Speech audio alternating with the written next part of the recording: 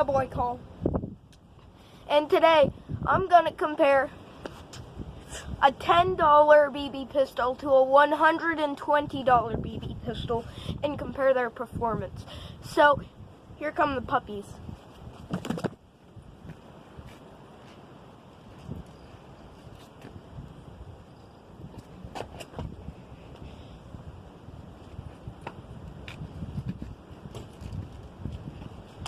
Howdy y'all, it's me, Cowboy Call. And first, I already said that, didn't I?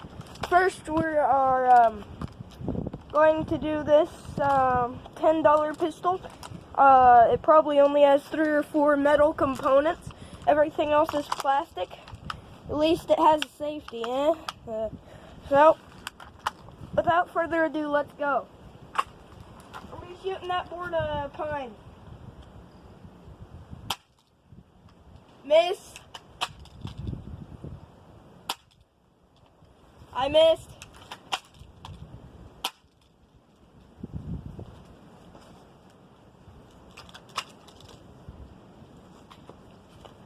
By the way, this shoots at 240 feet per second. I'm trying to shoot the board. The wind is too strong. I literally see all the BBs just going, well, they go like 5 feet and then they fall. Okay, guys. Up next, we're going to do the $120 BB pistol. Really nice. Beautiful. It's modeled off a Colt revolver. Has the working arm to push the bullets out. Yeah, well, this holds 6, but I loaded 5.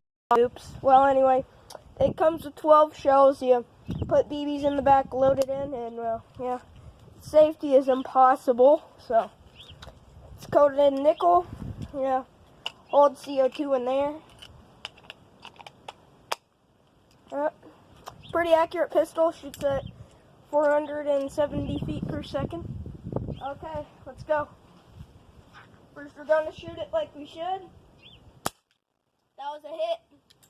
Now we're going to shoot it like this. That was a hit. Hit. Miss. That probably hit the tree. That hit the tree. It's a pretty nice pistol. And in the end, really, this doesn't jam ever, of course, because it's a revolver. Then my other pistol over there, it jams all the time. Plastic components, they're crap.